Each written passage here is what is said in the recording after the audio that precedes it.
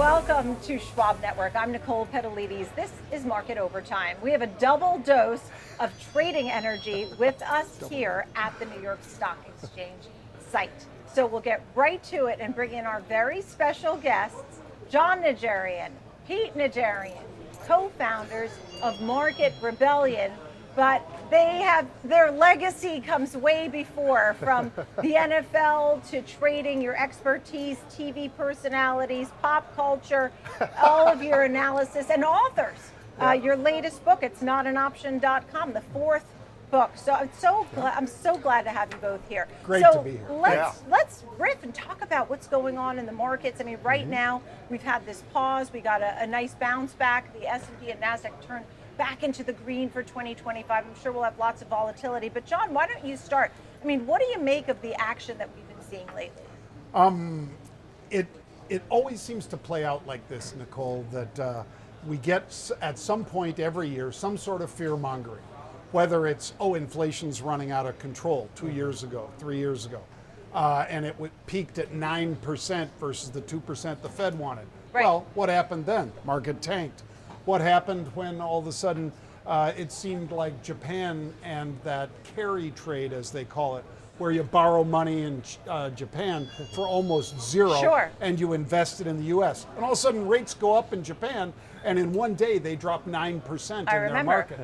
All of that is then fear-mongered out by a bunch of folks who were not smart enough, not lucky enough to be in the market, and instead had been shorting markets in both examples, or this year, to your point. They were shorting the market thinking it was getting overheated. Trump announced the Tariff Independence Day, and all of a sudden everything dived. Then we came back. I think you're always smart to take advantage of fear, just like Warren Buffett says. If there's blood in the streets, that's when you want to buy, not when there's greed.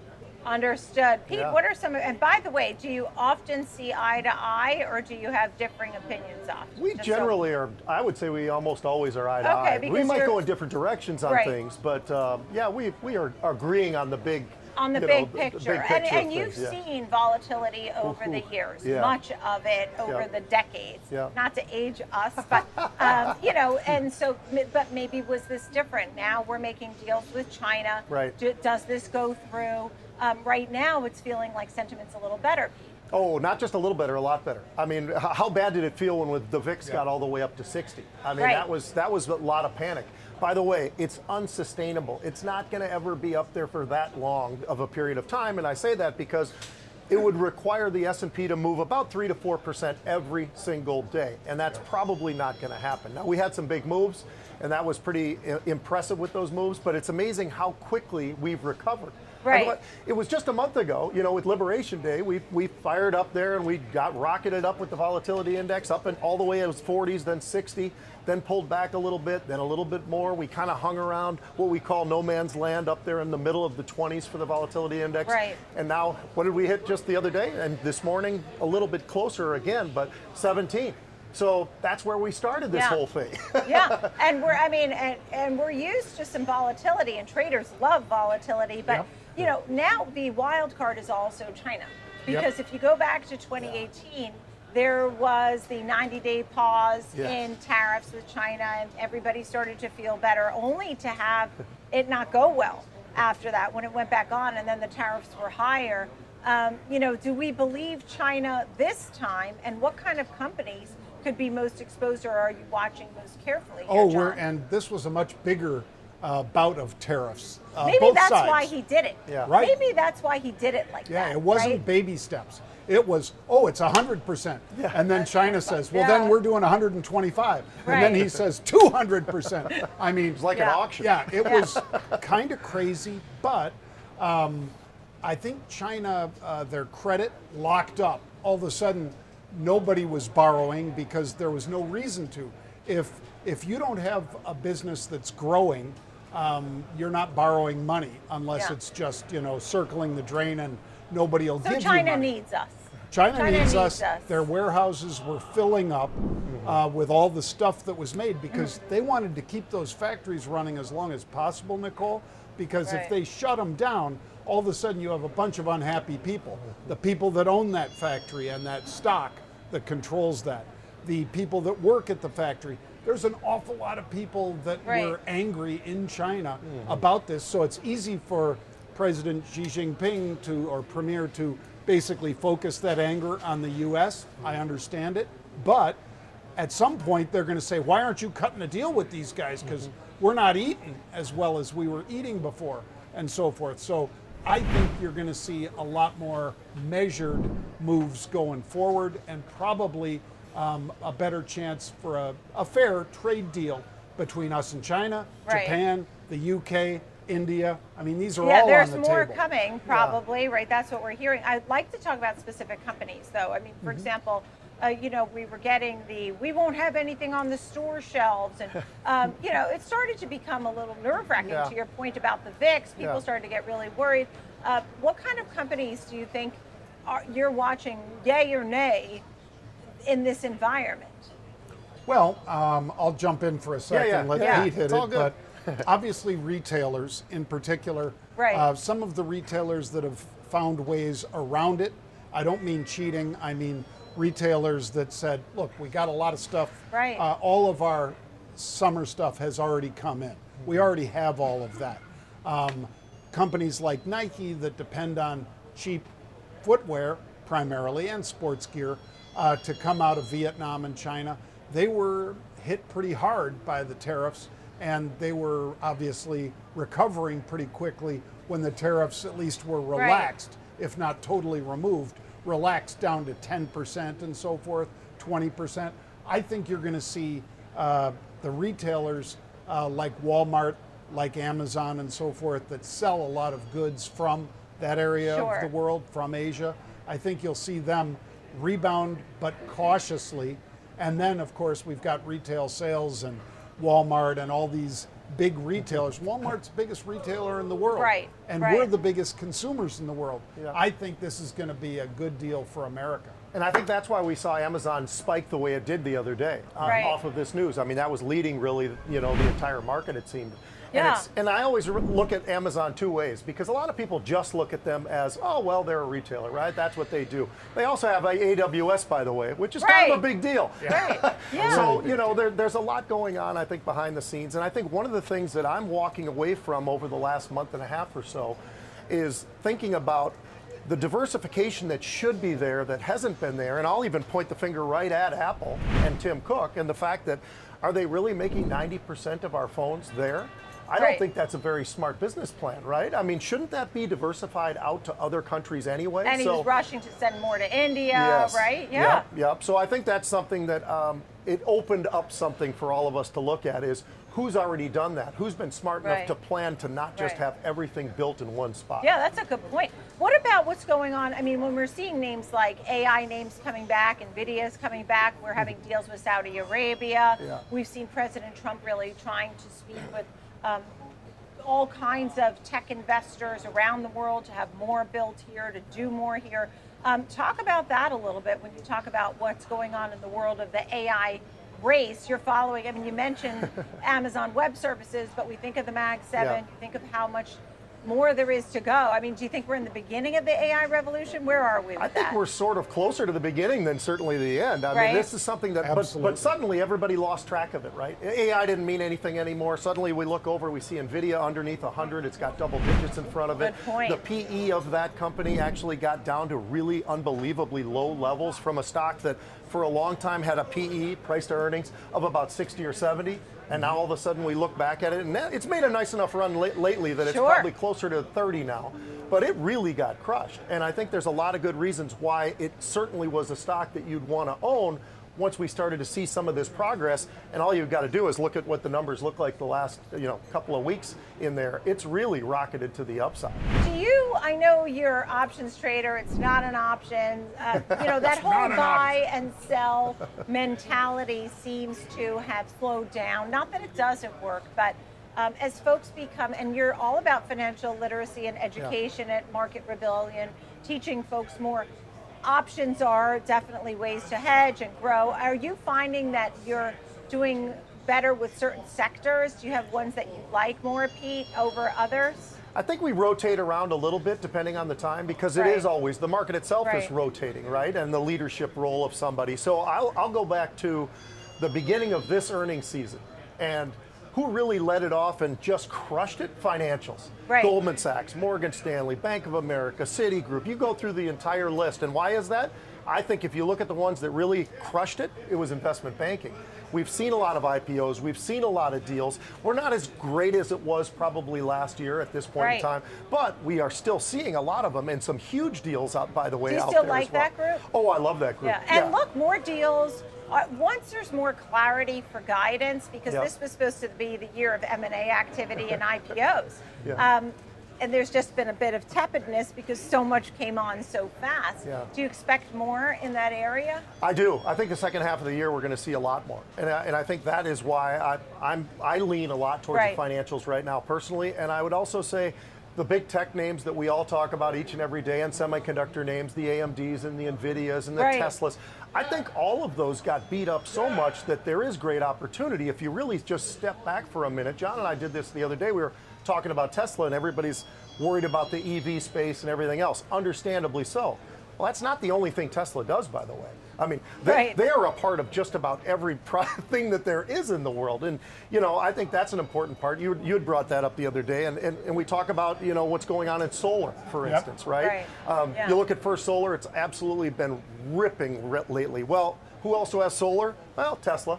And there's quite a few other Tesla, names. I mean, you could charge your, you know, you could charge up if your house is out of energy, or you have an electrical problem. You can, so it's doing so many things in robotics and all this. You know, full self-driving. Tesla's one you want to watch because of that full self-driving FSD. That is not just a buzz phrase. We've seen more and more of this because Pete and I were in Vegas for a big conference a month ago, and I took a car to the airport. It was full self-driving, but they had to have a driver in the seat. Now, in Austin, Texas, they don't have to. In certain cities, they don't have to. But it's wild. It's amazing. And the left turns are scary, right? Well, nobody has more data on road conditions, on, you know, what about Waymo? I mean, what about Waymo versus That's Tesla? Google, and that's a great play. Waymo, and again, I was just out in LA. There are a whole bunch of cars, Waymo cars. They only do a specific area of LA, like more or less Beverly Hills and some of the nearby areas, but they don't go up over the hill or anything else. But Waymos are great, and that has no driver in there at all. It's full self-driving. And in some cases, a lot better and a lot safer than some of the drivers. Especially in San Francisco, where we see the most of them. I mean, they just seem to be everywhere there. It's incredible. Oh my gosh. One last thing I'd actually mention about Nvidia that a lot of people forget. You know, all of a sudden everybody forgot AI for a while, right? And that's what sent these stocks absolutely tumbling. And then all of a sudden, wow, AI, this is a big deal. And look what happened, you know, just the other day. So I think that the thing that other people haven't really focused on, though, and Jensen Huang said it.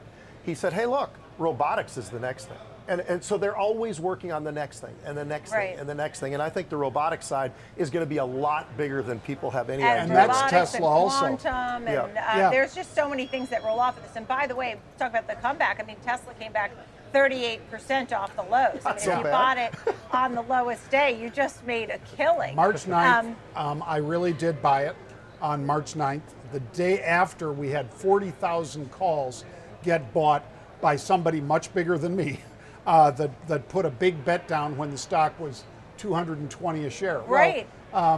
Just recently, the stock's 340. Yeah, well so, over 300. I mean, for all the people that are betting against Elon Musk, you don't want to make that Well, bet. the committee is still sort of going over his pay package.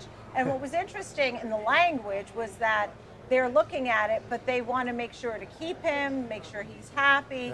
So is he Tesla? Is Tesla without Elon Musk? Nope. Or you have to have Elon Musk? Well, I mean, somebody could take the reins, but it won't grow the same way because he has a vision. I mean, those Tesla robots that Pete was Okay. just talking about. You know, whether it's Optimus, which is the one that's a humanoid robot, or Right. whether it's the robots that put the cars together. Right. Tesla does all of that, as well as the most robust data on the planet in Right. terms of getting from point A to point B. Nobody has more than Tesla has. Not Mercedes, not BMW, not Volkswagen. And his genius as a CEO and what he's been able to do and the hours that he puts in and he sleeps in the shop, I mean, I think that's real. I think that is something that people have really clinged on to. Now, Right. someday they'll have somebody be able to step in for Elon Musk, but it ain't today. And, Right. all you had to do is look at how much time he was spending with the president and not over there taking care of the business at hand. And you could see that the stock was kind of tumbling around a little bit more pressure on it. And that literally not long after he jumps back into the thing, all of Right. a sudden we see the stock just absolutely Apparently, take you off. can't say no to Elon Musk. You can't. Because I've worked with companies, had them on CEOs that work with Tesla for parts or whatever, Yeah. and they said there is no with Elon Musk. I mean, if he wants something, you have to deliver it, which is very interesting. When we talk about investing, I mean, what's the best piece of investment advice? I mean, for so many years, it's so vague, but is there something that always seems to work? Because people must just say, oh my gosh, you guys made it. You created trading platforms, algorithms, you're running Market Rebellion, you have your streaming shows, you have everything, you know, books. What can I do to be like you? What kind of advice can I get? What do you tell them? Be disciplined. And it's everything in your life. It's not just in trading, but it does translate, Nicole, into trading very nicely because Pete and I, Pete much longer than me, was a pro football player for 6 years, 7 years. Yep. I was for 4 games. But you had to be disciplined to survive and to make it to that level. So if you can do that, trading is actually easy compared to that because there's really 2 things. 1, take profits. Be disciplined about taking profits. 2, be disciplined about cutting losses. Right. And if you do that, you can do very well in the stock market. If you forget about either of those two, cutting your losses or taking profits, it won't work out for you. Right. It just will not. And that discipline, really, I mean, when you think about athletics and military and all kinds of competitive types of things that we do growing up, teaches us some of that. I mean, people were calling you Dr. J. You were a linebacker on the Chicago Bears for a time. And then, so people, in case they missed it, I mean, you were the Tampa Bay Buccaneers, Minnesota Vikings, and of course, University of Minnesota Hall of Fame, and you know, I'm sorry for I missed your other 500 accolades. But what would you say? I mean, does the discipline, is that a part of it, and what would you add? That would be my mirror of what Jon said. Yeah. It really is. I mean, discipline, and we came up with something. Discipline dictates action. DDA is what we call it. Oh, I like because it. there's something every single day, and you have to make decisions every single day. And a lot of the time, like Jon said, it's not always the perfect decisions. It's not always the easy ones. I mean, trimming is easy, right? You bought something for $3 and now it's trading at $6. I'll sell 50% of that and then I'll hold the rest and I still have it, right? I've taken money off the table and I can still be a part of this whole thing. The tougher ones are to sell the options or the stocks that you were wrong on. And you just have to admit it, and you have to make that decision. That's the hardest one, and I think. So that is the biggest key to having any sort of success, though, in the market. If you want to have success, you have to be disciplined. And then, you know what, as Jon said, it kind of moves into the rest of your life as well, which is a good thing. It makes you kind of want to go to the gym when you don't want to go to the gym, and you only made it 3 days this week, I want to make it 4, or whatever it is. All those things, I think, are things that give you more ammunition to be able to have success. And think about what Warren Buffett always says, buy when there's blood in the streets. Yeah. Dollar cost averaging does work, Nicole. But most people, if they're saying at the beginning of the year, I'm going to dollar cost average this year, I'm going to put $100, $1,000, $10,000, whatever it is, each month into the market, whether it's the S&P 500, individual stocks, or whatever. And then all of a sudden you get something like the tariff tantrum, and everybody's like, oh, I don't know what's going to happen. I'm scared. They missed the bottom. But if they would have been disciplined and committed capital at that time and just did it on a routine basis, either every 2 weeks with your paycheck or every month, you will find that you outperform the same kind of way Warren Buffett does. Because he's very disciplined about always putting money in, even when the markets are down. And I want to keep talking about investing because, I mean, you said whether it's the S&P or I think, what was the other one, Triple Qs or something. But you also had names that you're watching. New Holdings, Sony, SMCI, American Eagle. Are these names you like and would invest in? And I don't know, there was something about Aurora going down with the Ubers selling the stake. I don't know where you stand on that. Yeah. But are these names that you like to invest in right now? SMCI, absolutely. This Which is has one had I an want to incredible move I want to recently. own it for the year. Why is that? Well, it used to be a $130 stock or something like that. Then people started to come out and question their accounting. And when that happens, people get scared. Well, again, when they're scared, that's when you want to buy. Right. You don't want to buy into greed. You want to buy into fear. Right. So it went from 130 all the way down, I think, to $17 a share. Not in one day, but it bled down like that, Nicole. Take a look at anybody who bought it on those dips. You didn't have to hit the low, but if you bought it at 20, you bought it at 25, or you bought it at 30, or you bought it at 40, it went back up into the 50s and 60s. That's a home run for most of us. To buy something at 40 bucks and have it go to 60, it's And a the home others run. you like too? New Holdings, Sony, American Eagle. American Eagle Outfitters, the reason we put that one in there is that they are somebody that is changing the way that they present their clothing, because that's what they are, of course, Right. to the public. It's not as hip as some of the brands. And so you take a look at that, you take a look at some of the companies that are stodgy and just always the same.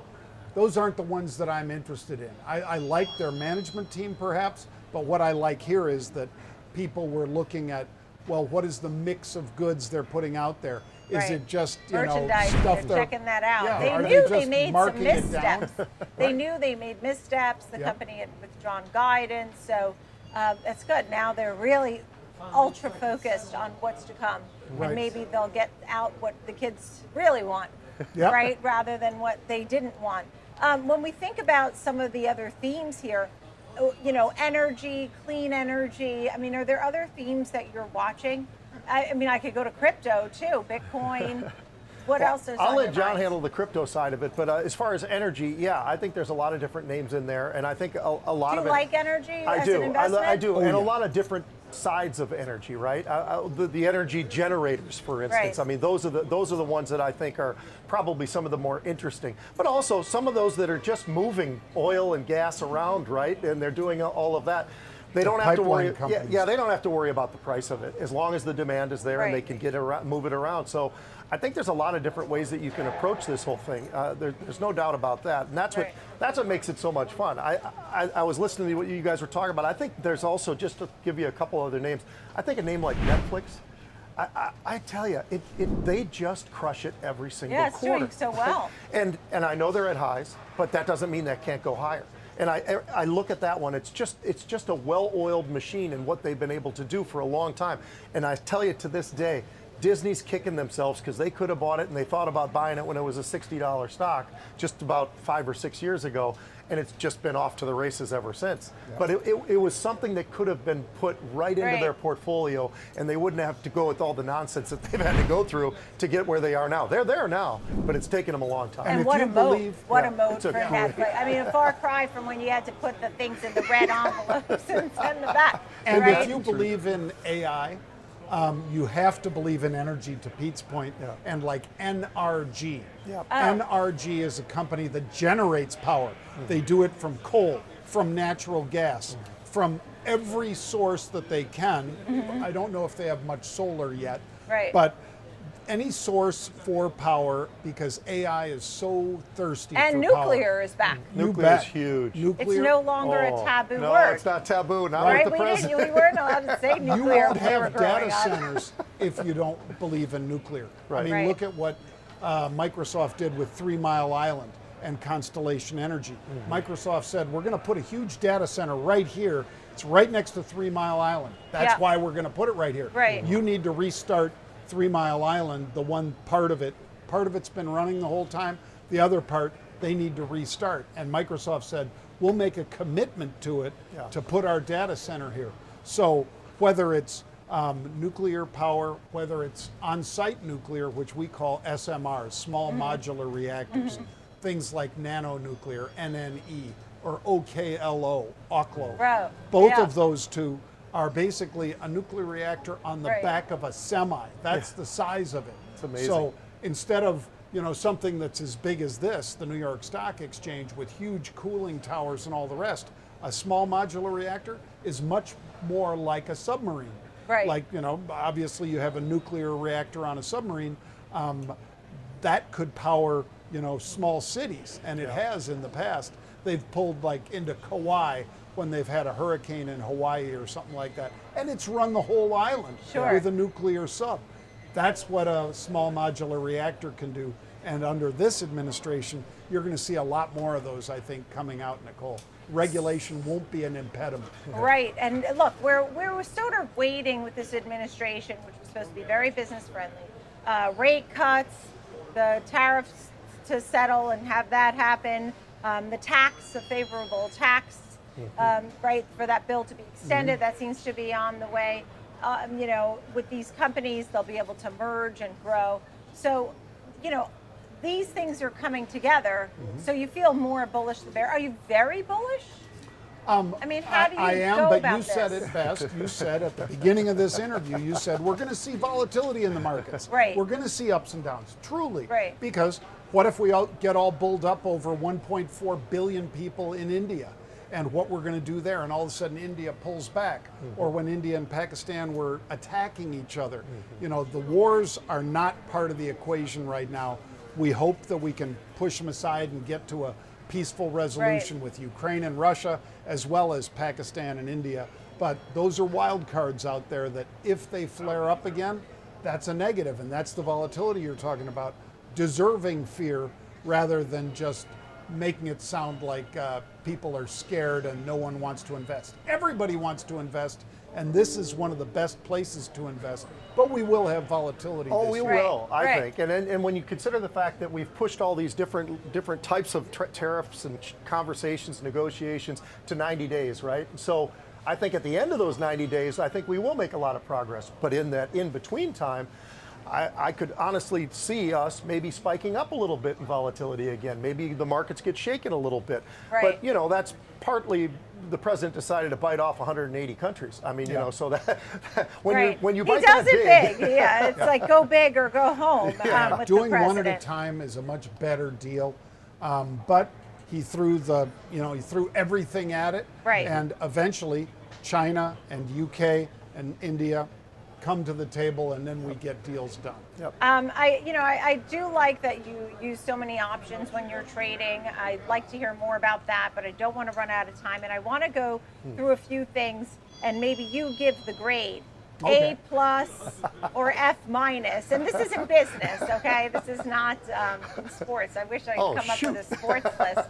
You could give me all yours. good, it's all good. You better give me yours A+ and F- in sports, okay? So think of that. He'd You say come up Philadelphia. with that. Right? All right. Well, hold the phone. All right. Okay, I'll start off with gold. John? At least an A. Still, even after the run that it's had. Some of the gold mining stocks are up over 100% this year. Can it continue? As you know, Nicole, they don't necessarily own all the land that they mine on. So if you're mining and you're saying, okay, Yeah. we signed a deal where we're pulling it out of the ground at 2,800 to the ounce and it's 3,300 to the ounce, an extra $500 in your pocket per ounce, those are winners. So Okay. that's why we've seen So that. at least an A, maybe an A+. Gold? Gold, I'm going to give it an A+. Ah. And I say that because I think the way it's moving now makes a lot of sense.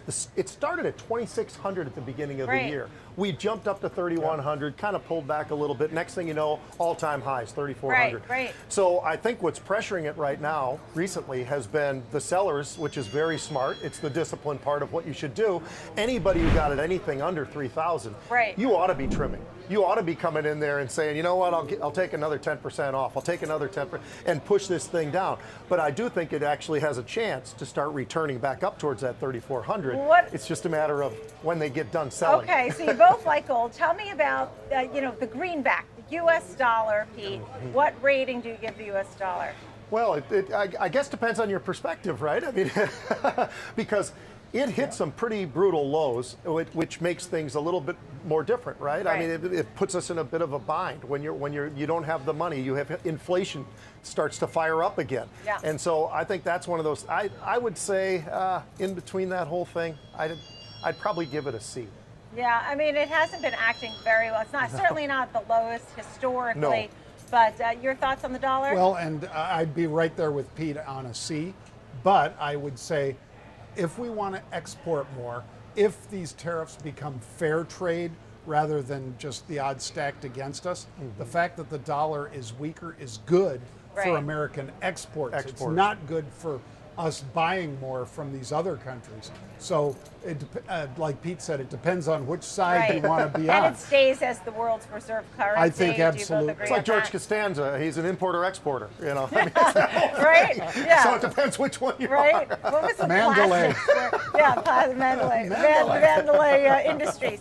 Bitcoin. Or Vandalay. Yeah, Vandalay. Yeah, plastics or something. Yeah, that was very funny. So tell me about Bitcoin. Crypto. In or I love out? it. Give me your grade. I'm in, and I love it. I think that people that dismiss it are not looking at what the future could be, because when governments print more money, it devalues those currencies. And as Michael Saylor, the head of strategy, used to be called MicroStrategy, the head of strategy said, his home in the 1920s was like worth $4 million. Now it's worth $40 million. It's because the dollar has just shrank in its ability to buy things. Meanwhile, Bitcoin has just gone parabolic like this. I think you're going to see more and more companies doing what Michael Saylor did, and that is putting some of it on their balance sheet. And I think the United States, with a strategic Bitcoin reserve, I think that's just manna from heaven for anybody in digital assets. Oh, you did a strategic. Did you say A, or what did you? I give it an A. What was the letter? I'm going to give it an A. Oh, you're giving it an A? Yeah. All right, I'm going to back off on that one because here's what I've got. It started the year at 95. That sounds like a B. That started with a back off. Maybe a B, maybe. But okay, go ahead. It might be lower. But it started the year at 95,000. Where are we today? We're at about 103, somewhere close to that number right now, this moment. But we did go down to 77,000. We did pop right back up again, and we got up over 100,000. So that I think is positive, but I don't think it's that positive that I can give it an A. And I do think there are a lot of other, whether they're miners or other companies that actually kind of go in tandem sometimes with Bitcoin. And there's Riot, there's Marathon, there's names out there that I think you could pick from. But when I look at this one, I'll give it a B minus. All right, so you're in a bit of a wait and see mode there. I'll give you the lead on U.S. equities. You got a grade for that? What do you think? Yeah, I think it's been absolutely incredible. The ability for us as Americans to look at how these markets actually work, and we started off so strong. It looked great when we started off the earnings season. Things were running and ripping to the upside, right? We set new levels for just about everything. And then all of a sudden this whole tantrum came upon us and we got the selling. Heck, we've already gotten past the S&P. So I think we've really done a lot of things in a short period of time. I got to give it an A. A for U.S. We're going to get to international next. I mean, it's like a little. U.S. equities. Yeah, Jon. I'm there with Pete. I think that U.S. equities, again, at $103,000 per Bitcoin, would I rather own Bitcoin or Nvidia? Which one has more upside from their present level over this calendar year? I'd say Nvidia does, not Bitcoin, even though I gave Bitcoin an A.